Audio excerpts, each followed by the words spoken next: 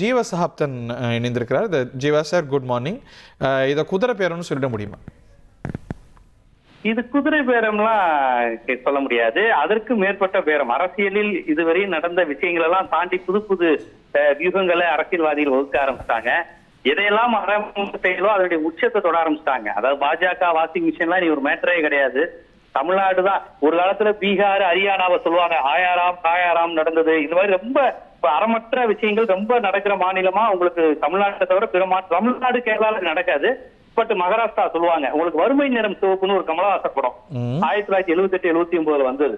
அப்ப சரத்பவார் அங்க ஆட்சி வந்து 6 மாசத்துக்கு ஒரு ஆட்சி மாறுச்சு மகாராஷ்டிரால. 78-79 எமர்ஜென்சிக்கு அப்புறம் சரத்பவார் இவங்க எல்லாம் மாறிக்கிட்டே இருந்தாங்க. அப்ப கமலஹாசன் அந்த கேள்வி கேட்பாங்க, who is the chief minister of மகாராஷ்டிரானே, எஸ்டர்டே, டுடே ஆர் டுமாரோ அப்படின்னு கேட்பாப்ல கமலஹாசன். ஏன்னா ஒவ்வொரு நாளும் ஒவ்வொரு சிஎம் மாறுறான் மகாராஷ்டிரான்னு. அப்படி மகாராஷ்டிராவினுடைய அரசியலை கிண்டல் அடித்தது தமிழ்நாடு. அன்னைக்கு பாலச்சந்தர் படம் வறுமை நிற சிவப்பு எல்லாருக்கும் தெரியும், ஃபேமஸான படம் அது வறுமை நிற சிவப்பு. நான் இல்லைன்னா அந்த சீனை நீங்க திருப்பி ஒருக்க போய் பாத்துக்கோங்க, எல்லாருக்கும் தெரியும்.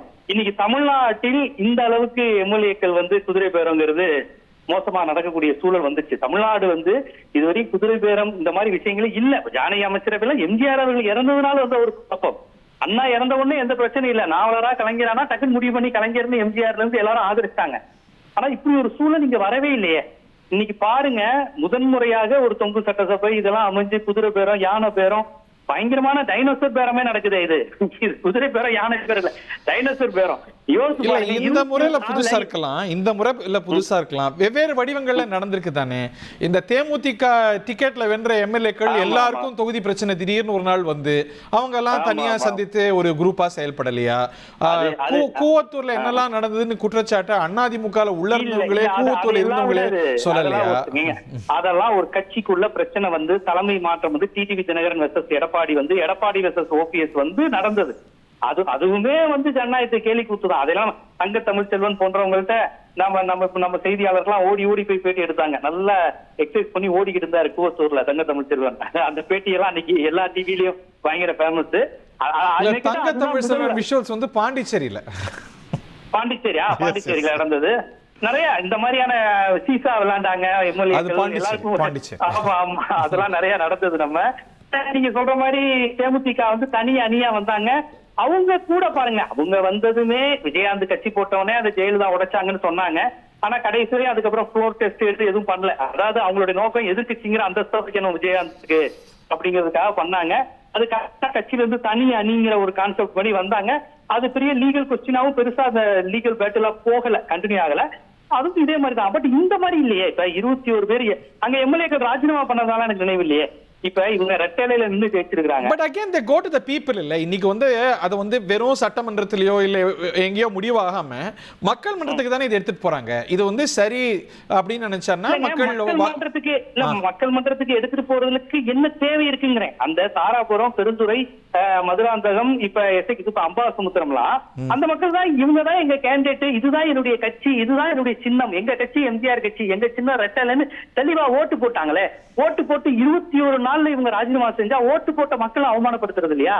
நீங்க என்ன சட்ட ரீதியான ஓட்டைகளுக்குள்ள புகுந்து நீங்க ஜெயிச்சு வாங்க. இப்ப மக்கள் தானே திருப்பியும் போறாங்க. ரொம்ப தவறு அப்படின்னா அவங்க புறக்கணிக்க போறாங்க.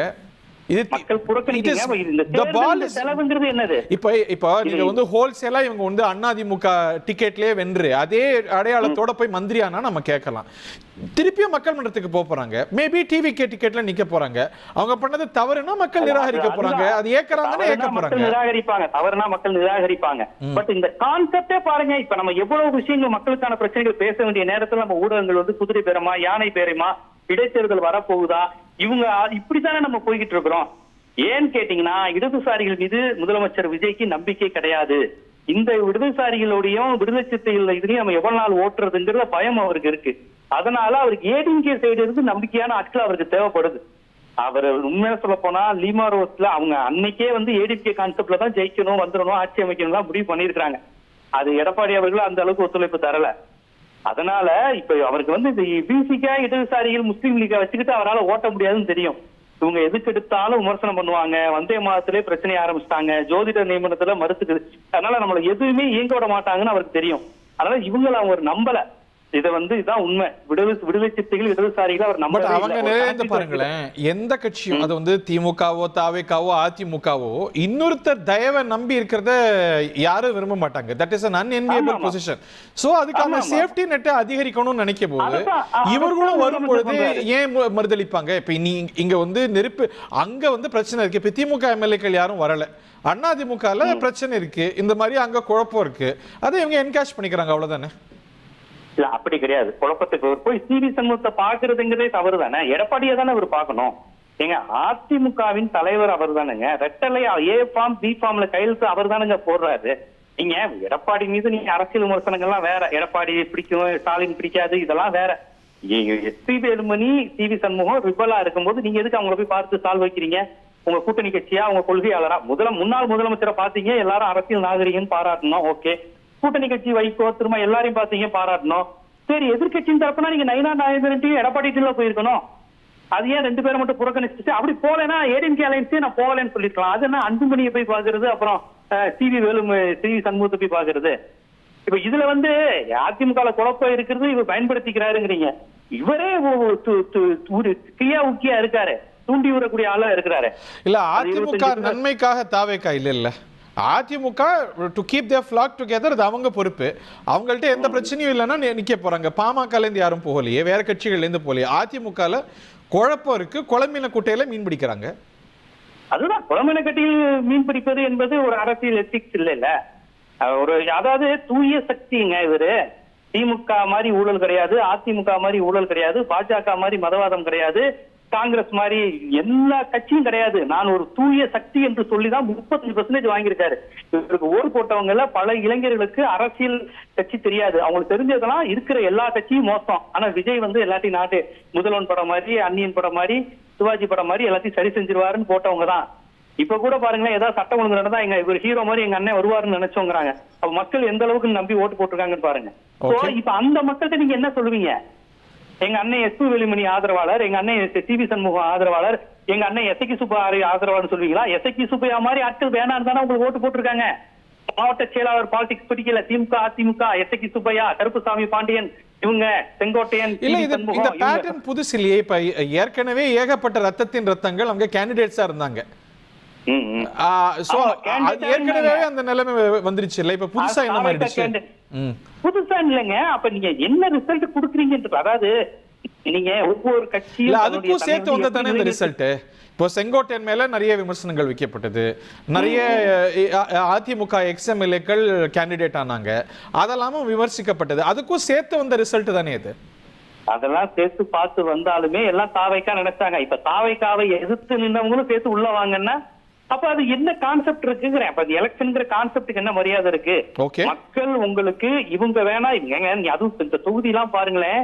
அதிமுக எப்பேற்பட்ட நிலையிலும் அதிமுக ஜெயிச்ச தொகுதி பெருந்துறை, தாராபுரம் மேற்கு மண்டலத்துல சேவல் சின்னத்துல ஜெயலலிதா இருந்தாங்க. அப்ப வந்து எம்ஜிஆர் கிடையாது, ரெட்டலை கிடையாது, அதிமுக கிடையாது, ஜெயலலிதாங்கிற ஒற்றை பிம்பத்துக்கு ஓட்டு போட்டு 20 தொகுதி ஜெயிக்க வச்ச மேற்கு மண்டலத்திலிருந்து நீங்க 3 எம்எல்ஏக்கள் தூங்குறீங்க. நீங்க வந்து எம்ஜிஆர் ஆட்சி நடத்துறேன், ஜெயலலிதா ஆட்சி நடத்துறேன் வெளியே சொல்றீங்க. ஜெயலலிதாவுடைய பாரம்பரியம் அவன் மிசில தேர்ந்தெடுக்கல அந்த மக்கள். அவன் வந்து எப்பேற்பட்டாலும் என் கட்சிக்கு தான் ஓட்டு போடுவேன். அதுதான் தாராபுரம், அதுதான் அவினாசி, அதுதான் பெருந்துறை.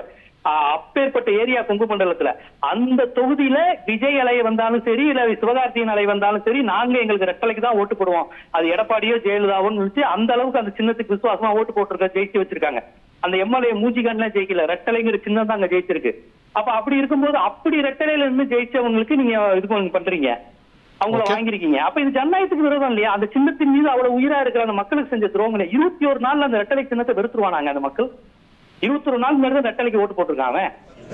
அவன் போட்டிருந்தா விசிலுக்கு போட்டிருக்கலாமே, உங்களுக்கு உதயசூரியனுக்கு போட்டிருக்கலாமே. 1,28,00,000 மனங்களை வென்ற தந்தி டிவி யூடியூப் சேனல். தவிர்க்க முடியாத தம்ப்நெயில், கலக்கலான கான்டென்ட்ஸ். நீங்களும் இந்த குடும்பத்தில் இணைய இப்பவே சப்ஸ்கிரைப் பண்ணுங்க. அசுரபலம் கொண்ட எங்கள் டிஜிட்டல் கரங்களில் உங்கள் விளம்பரங்களை சேர்க்க வாட்ஸ்அப் பண்ணுங்க. 8939888838. Email advtthanditv@dttv.in.